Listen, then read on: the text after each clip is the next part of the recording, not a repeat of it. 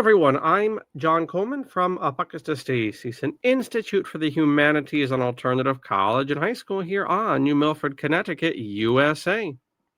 The purpose of this broadcast is to get into sci-fi, free will, and the problem of evil. This is part of our Bear Faith series for December 2025.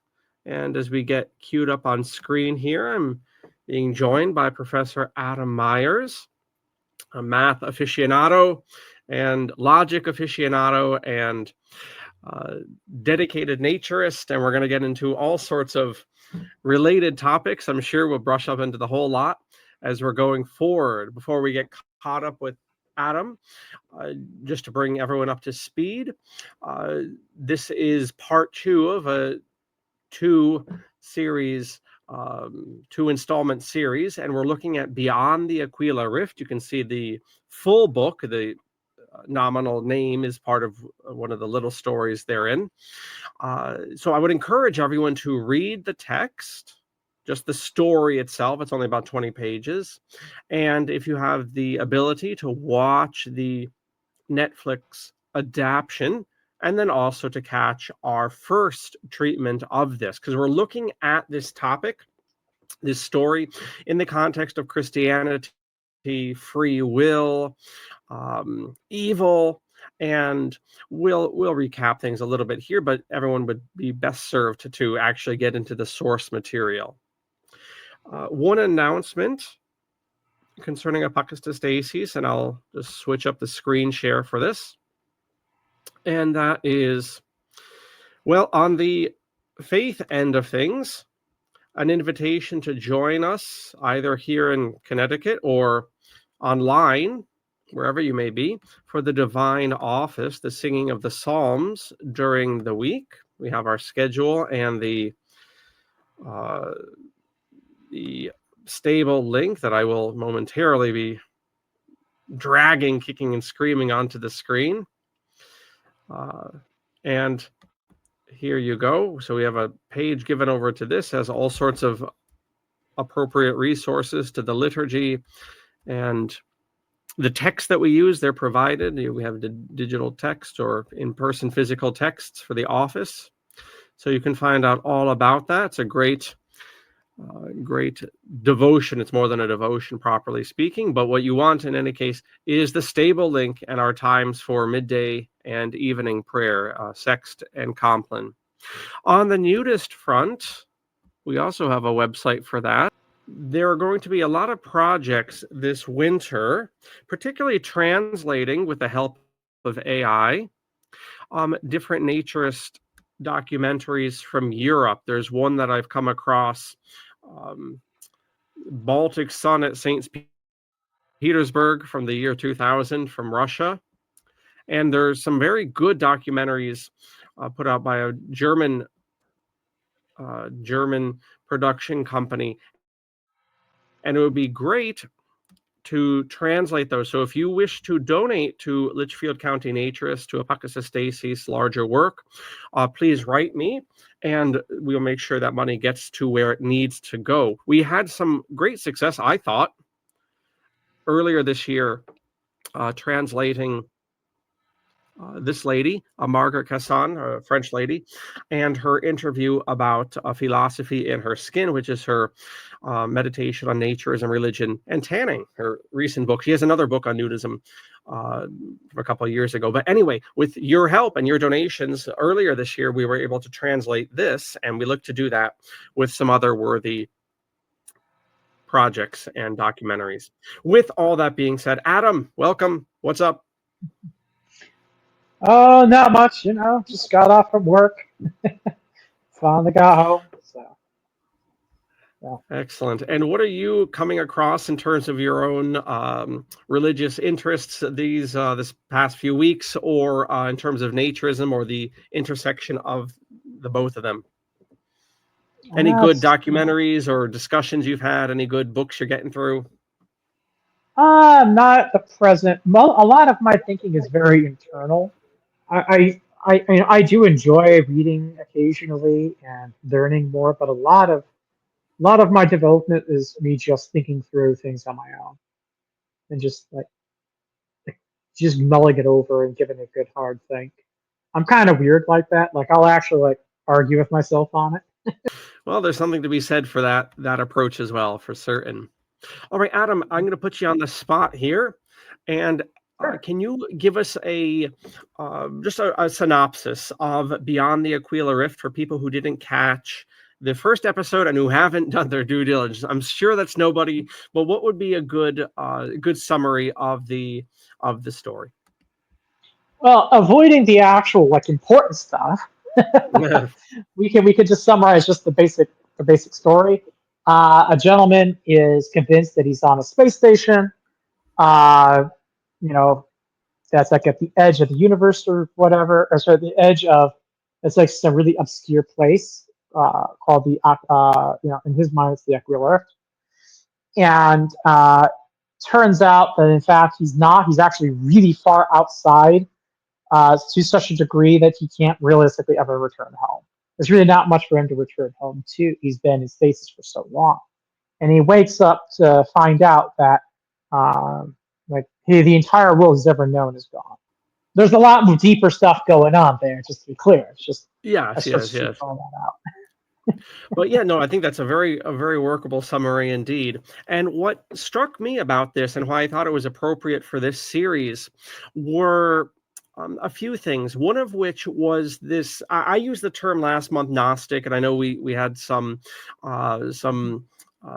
hash up over whether that was an appropriate term, and we can return to that definitional question. But I found it to be, and this doesn't mean it's a bad story at all, but I found the end of it where it's very clear that the main character is being sedated and brought back, almost like a Groundhog's Day, trying the entity that cares for all the lost souls, which is presented as a spider in the Netflix series. Formerly a rather attractive young lady turns into a spider. Would you believe it? But I found that last scene to be, as I would phrase it, very Gnostical in the sense that the person, there was this, if not evil, there was this unfortunate thing that had happened to the character, and they kept freaking out as they were being revived. And this entity, this spider thing, was trying to adjust. Of course, it doesn't appear as a beast until the person asks to see the reality.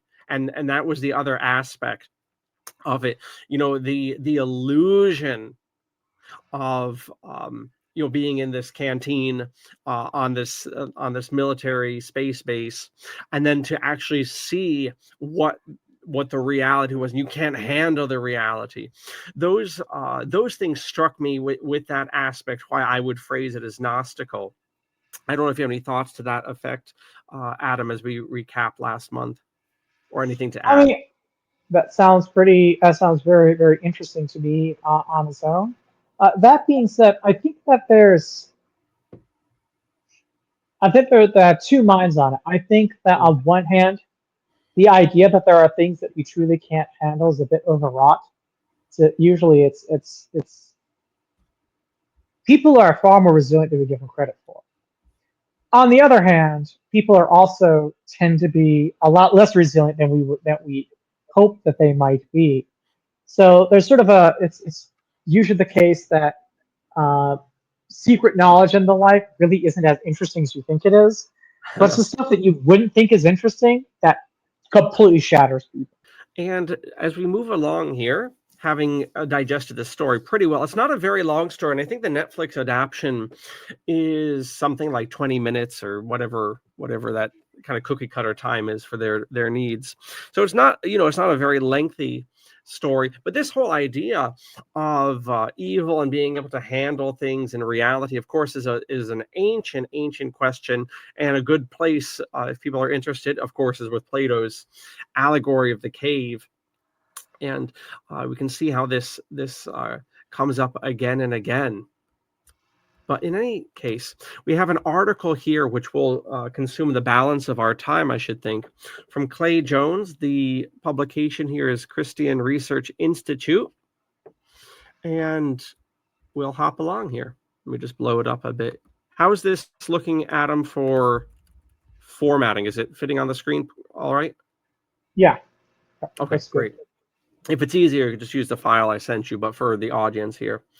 Okay, so we're going to get into these worthy topics, and also it's appropriate, I think, as we're in Advent time coming towards Christmas, looking at topics of evil, fighting evil, and all of that aspect of the divine plan for things. Okay, so we'll go back and forth here, Adam. In teaching every semester on why God allows evil, I've learned that many Christians do not understand the nature or value of free will.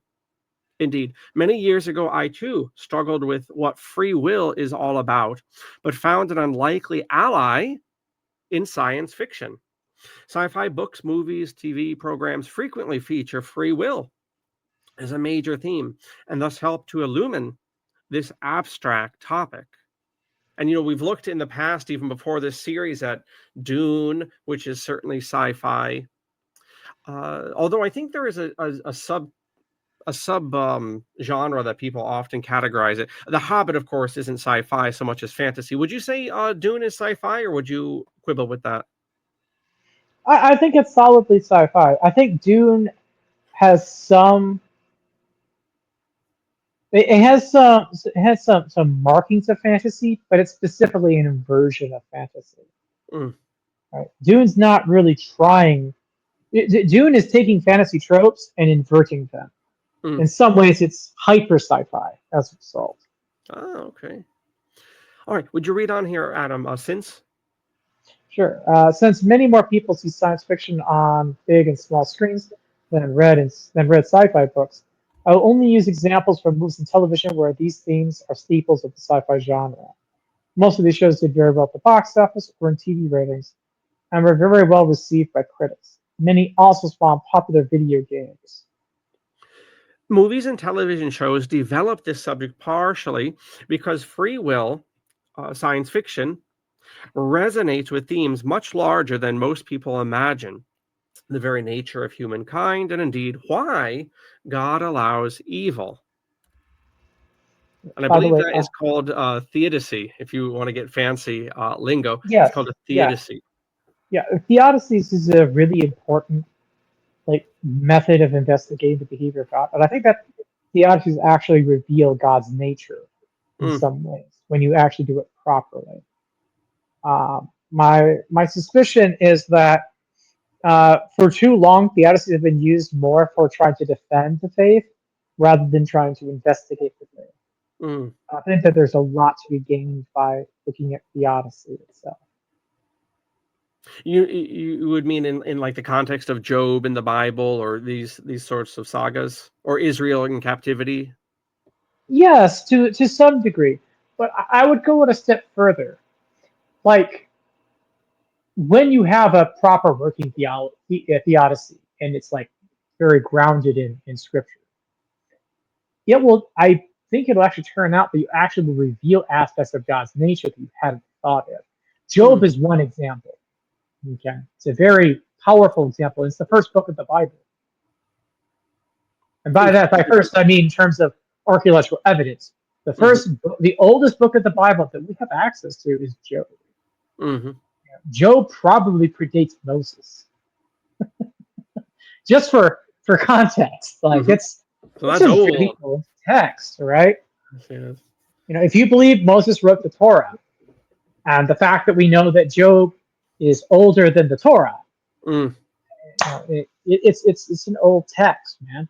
And so, in many ways, it's almost the foundational text of Judaism and Christianity. In my view, that's how I interpret it.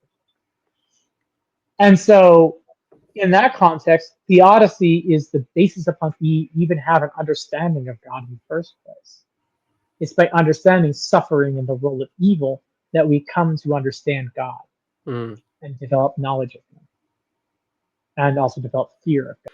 Yeah, I mean that's of course the maybe not the ultimate Christian message, but it's up in the top 5, I should think. This reaving, to use a really old English word, this reaving, this looting from evil, good, to taking from even times of apparent ultimate defeat, death, like the Christian's idea of the cross and all this, and reaving something greater out of it. I mean, coming up to Christmas week, it seems strange that you would have on the 28th of December the Feast of the Holy Innocents, the 20 odd babies that were killed when Jesus was himself a baby, and that's a liturgical way of kind of pointing out that even in joy there are dark aspects, and there are dark aspects, this horrible event, that allow and that somehow God is working through these things. And there are many, many other examples besides, but very appropriate for Christmas coming up. Yes. Yeah, and I generally find that there's a famous YouTube series, the Bible Truth of the Bible. I'm drawing a blank on their exact name. They do some really cool animations. That guy, the black guy, the Truth Unedited? No. Oh. It's a different group. They do. I forgot their name. They're a very contemporary group. They do some really good Bible animations. Is it the one where they're sketching it out as they're telling the stories and things? That's one of their formats. Yeah, okay. I can try to look it up real quick. They one of the ideas they floated was that Job, Proverbs, and Ecclesiastes are all kind of linked together. Right? Where Proverbs acts like a wise mentor, whose viewpoint is that wisdom allows you to be successful, right?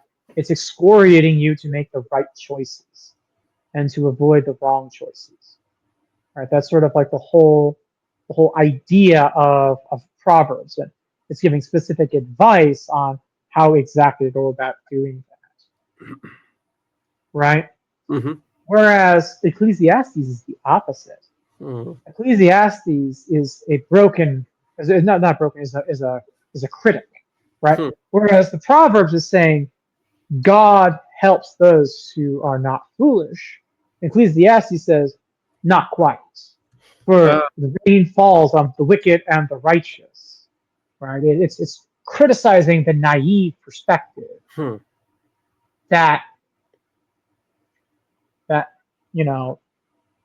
wisdom equals success. It's like, no, not quite, right? And it's providing that criticism, that existentialism, right? So in a certain sense, you almost think of Proverbs as an essentialist book, and then Ecclesiastes is existentialist. And that leaves Job to be the resolution of that tension. Interesting. That's a very interesting way to take it. I have to chew over that. I'm making my way into the wisdom books actually right now, so that's very appropriate. Thank you for that. The Bible Project. That's the name of the group. I found it. It's the Bible Project. Okay. Great. Yes. Yeah, they have so many good resources online now, even on these video platforms. So Bible Project, Truth Unedited, I find to be useful as well. While we're at it, there is one where they like kind of sketch it as they're going through. So anyway, no shortage of good stuff here. Adam, would you read this bit, aliens, etc., this paragraph? Sure. Some movies depict aliens intending to take away human free will, with most of the movie being about thwarting their attempt. For example, we find this plot in the 1956 classic Invasion of the Body Snatchers and its 3 remakes. In the original, mysterious pods arrive from outer space, and while people sleep, an organism replicates them as emotionless pod people. Although physically identical, pod people no longer possess free will. But are part of a collective. The movie largely consists of a couple doing everything possible to avoid being affected. One pod person tells a terrified hostage, love, desire, ambition, faith. Without them, life's so easy. But the heroine protests, I don't want a world without love or grief or beauty. The heroine believed that a world that included grief was preferable over a world where no one ever felt anything at all. And that whole theme is approached in various ways in art. I think of a Connecticut, well, probably a hostage, I say that with some humor, a poet from Connecticut, although he actually, I believe, came from Pennsylvania, Wallace Stevens. And Wallace Stevens has a poem entitled Sunday Morning. And like, I suppose any good poem, you have to read it a bunch of times to know what he's after. But in it, this woman who's playing hooky from church on Sunday and just hanging out and having a late breakfast is meditating on this. And the last couple stanzas of that poem talk about that, the artificiality that so often heaven is presented as, and I say presented by Disney Channel and presented by pop culture. But I think real Stevens plays with faith a lot in his poetry, as he did in his life.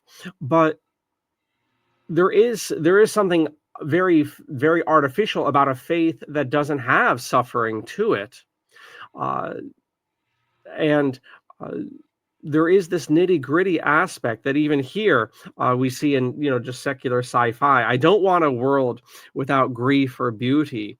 That there is this tribulation that is part of the human condition. Even Thomas Aquinas says that in his Summa, even if there wasn't a fall, mankind would still work. There is, we find work onerous after the fall, but there is something about struggle, and there is something about these things that aren't the sexiest aspects of life. They're very heavy, in fact, but they are part of this integral experience that would be. This is why we have the kind of American adjective, I suppose, Disneyfied.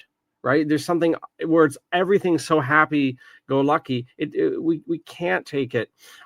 We can't take it serious because there is this lack of the other side of things. I don't know if you have any thoughts to that effect, Adam. Oh, I do. Definitely. I can see why people would argue this, but I think that the argument is a lot weaker than we would first imagine, right? One of the issues is that it's not obvious that a world of experience is, in utility sense, better than a world without it. That's actually, I'm not convinced by that. I think that's a bit overstated. What I think is far more reasonable, and I think this is actually a better theodicy, is that God is permitted to suffer. Right? God is permitted to suffer, and He's permitted to reproduce. Those two things, right? God is allowed to suffer, and God is allowed to reproduce. But those are two axiomatic moral leeways that God has in an absolute sense, right? Because it's not reasonable, in my view, that you would ever take a being that's in a similar position as God would be prior to creation and say, you're not allowed to suffer, or you're not allowed to make another one of yourself, right? Because we have the ability to choose not to not reproduce. We can just choose not to. We have the ability to choose that. And we have the ability to choose to, give up our freedom and our free will. This very notion itself betrays that ethical argument. The idea that I can choose to suffer if I can get freedom out of it. I'm allowed to make that moral choice. And when you combine those two, the right to reproduce and the right to suffer, then what ends up following is that God has every right to create beings in His own image who themselves have the ability to suffer. So here we have from Sunday Morning, the poem I referenced by Wallace Stevens, part 6 here. And this is about this reality of suffering in life is part of the naturalness of life, of human life. Is there no change? And how the absence of suffering, there's a uncanny valley. I think that's the word that we're going to take away from this selection. Is there no change of death in paradise? Does ripe fruit never fall? Or do the boughs hang always heavy in that perfect sky, unchanging, yet so like our perishing earth? With rivers like our own that seek for seas they never find, the same receding shores that never touch with inarticulate pang. Why set the pair upon those river banks, or spice the shores with odors of the plum? Alas, that they should wear our colors there, the silken weavings of our afternoons, and pick the strings of our insipid lutes. Death is the mother of beauty, mystical, within whose burning bosom we devise our earthly mothers, waiting sleeplessly. So you have this very Disney-fied 20th century understanding of heaven presented. And then there's part 7. I'll have Adam read this, appropriate to our nudist theme on this. But contrasting what by the 20th century is a far cry from a much more earthy type of Christianity found in earlier times. Very Disney-fied by the 20th century, like I say, comparing it to the type of visceral, so-called pagan, real world here. If you would read Adam, part 7. Sure thing, sure thing. Supple and turbulent, a ring of men shall chant in orgy on a summer morn, their boisterous devotion to the sun, not as a god, but as a god might be. Naked among them, like a savage source, their chant shall be a chant of paradise, out of their blood returning to the sky. And in their chant shall enter, voice by voice, the windy lake wherein their Lord delights, the trees like seraphim and echoing hills that choir amongst themselves long afterward. They shall know well the heavenly fellowship of men that perish in the summer morn. And whence they come, and whither they shall go, the dew upon their feet shall manifest. Grand, thank you. Very, very beautiful.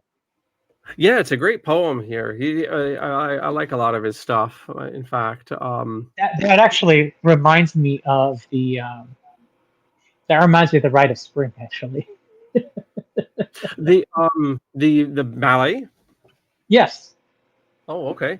And we'll have to deal with that sometime too. Yes. That's no, it was contemporary. It wasn't the same.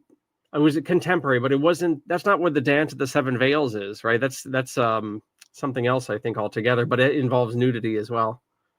Yeah. No, this for me, the situation's not the nudity. It's just the context of what's being talked about. That's sort of the more pagan space. Yeah, you're right. Yeah. That's an interesting ballet. Also, in historiographically, there's been some meditations on it in the context of the First World War. In fact, there's a book by that name, which is how I know about that piece of art. But yeah, very visceral and very, well, in its own way, I suppose, incarnational. Although maybe that's not how it's meant. But this praise of life lived. Here we are in December, and how many years has Christopher Hitchens been dead? 2012, I think he died. It must be 13 years now. But I remember he brought that up. Obviously, not a man of faith, and very proud to be so. But I remember he brought that up too. The very fact that life is limited gives it its precious value, and I think we get that from this little stanza here. I'm very sympathetic to that, but I would push back on it. Go on, push away. So I think that the death can amplify such things, but it actually doesn't directly it's not the cause of meaning. It simply amplifies the meaningness on its own, right? Someone being heroic is not made heroic because of the dismal state of things. The dismal state of things simply highlights the already heroic act, right? Saving, self-sacrifice to save others is a heroic act. It's just more obvious by contrast when you see a salamander space marine sacrificing for a group of civilians that have no chance of survival. Right, like that's all. That just it amplifies the stakes. I'm making a specific reference to Warhammer 40K. Don't know. That amplifies the heroism, but it's still heroic, whether you have that dismal state or not. Death doesn't provide the meaning. It just simply accentuates it. It highlights it. Mm. And so I would push back on the idea that death gives stuff meaning. No, because you can have the meaning without the death part. Yeah, I mean, it's I mean, if there was no fall, there would be no death, and still there would be meaning. So I definitely hear what you're saying there. But then isn't that an interesting dynamic in a post-fall world?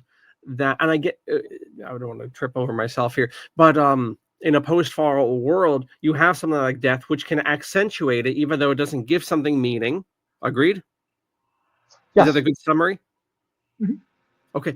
And then I'm reminded, speaking of Thomas Aquinas, St. Thomas Aquinas, a stanza he wrote for, and maybe it actually, I think he did write this, but I think the poetry was, he sewed together a few pieces. Oh, happy fault, oh, necessary sin of Adam. That's from the Exultet, actually. That's long before Thomas Aquinas.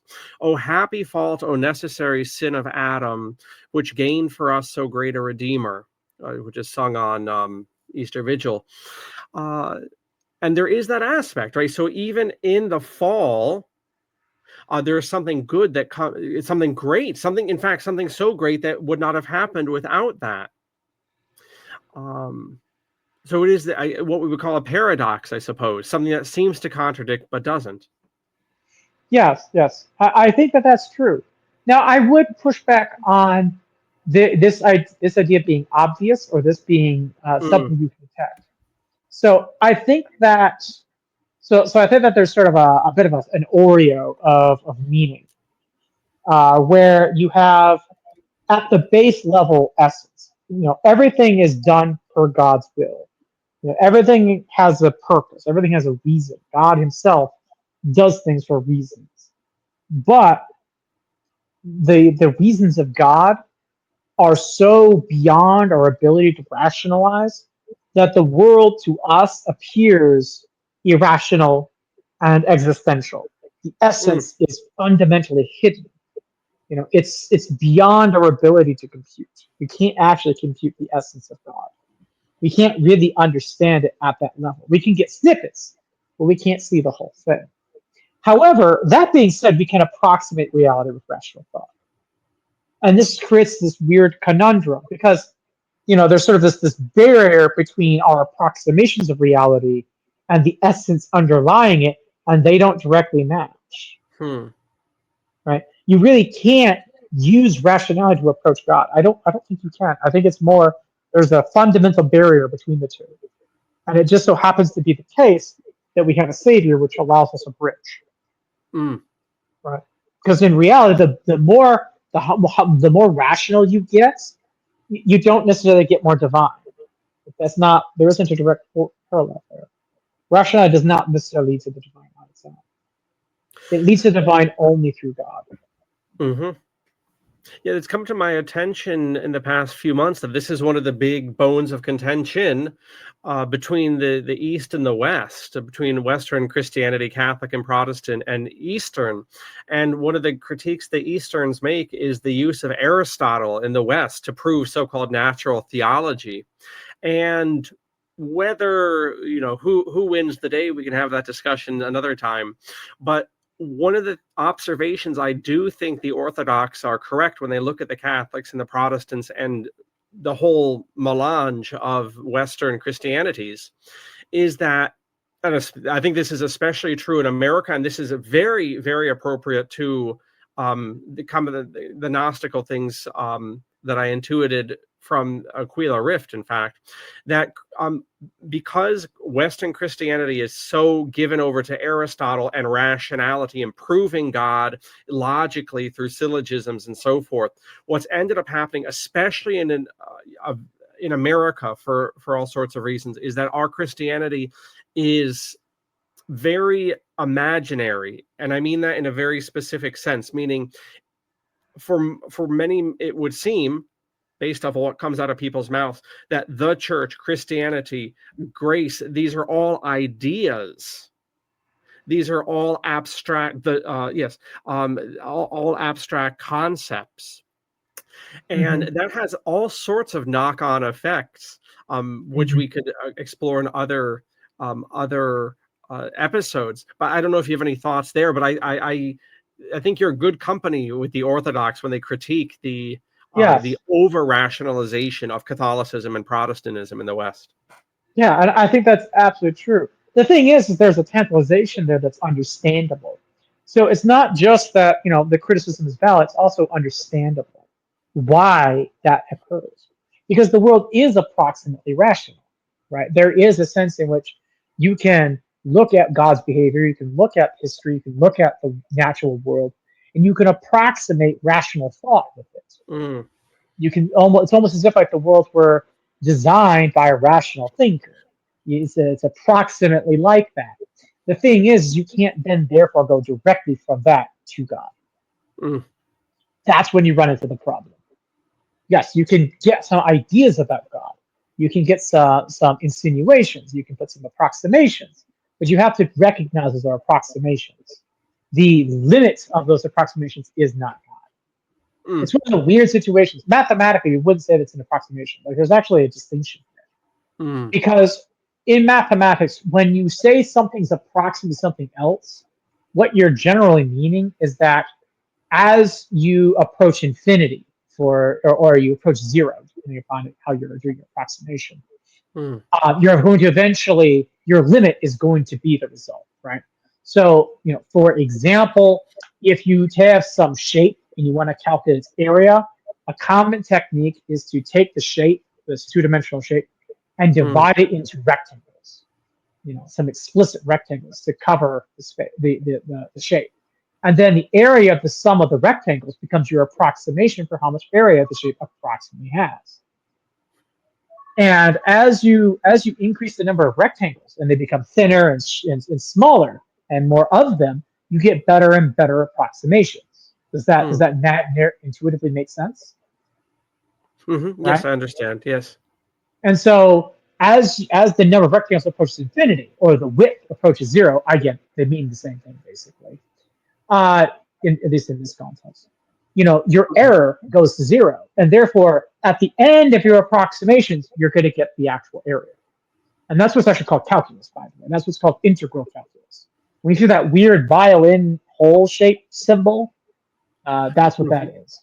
Okay. Okay. So that's sort of the basic idea of that.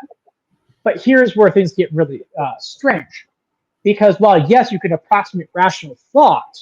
Sorry, not rational thought. Sorry, because yes, you can use a rational thought to approximate nature and approximate the aspects of existence of the human condition. Its limit is not God.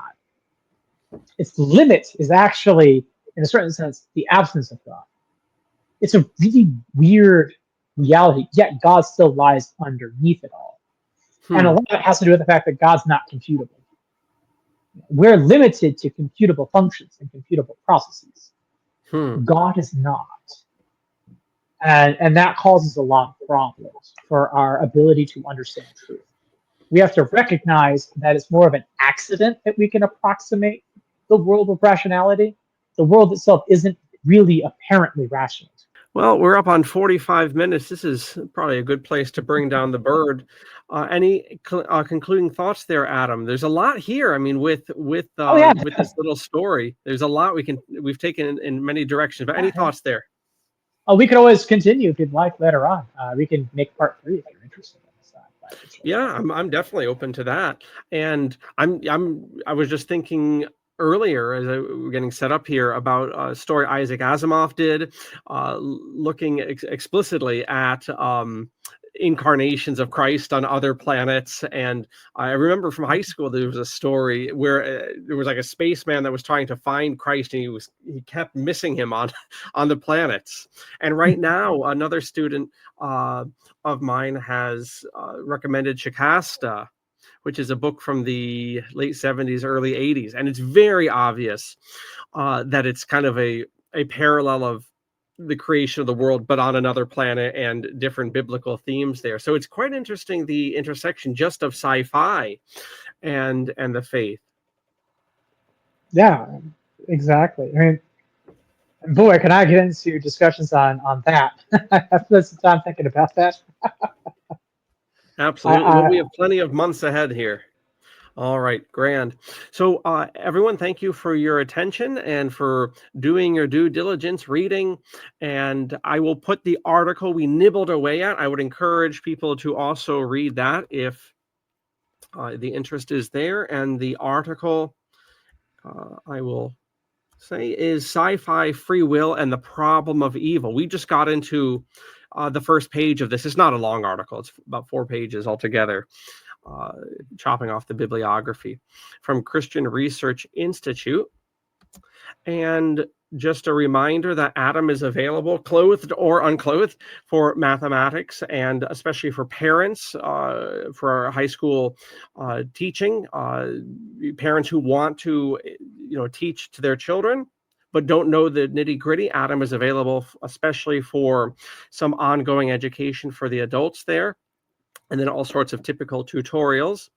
And then for people who would like to donate, we would like to translate, courtesy via whatever AI, translate various nudist documentaries in other languages, particularly Russian and German. We have the documentaries. It's just a matter of accessing the programs. So if you would like to donate, you could write us at ApocatastasisInstitute at AOL.com, and I'll point you in the right direction and get you all the QR codes and Zells and all this jazz.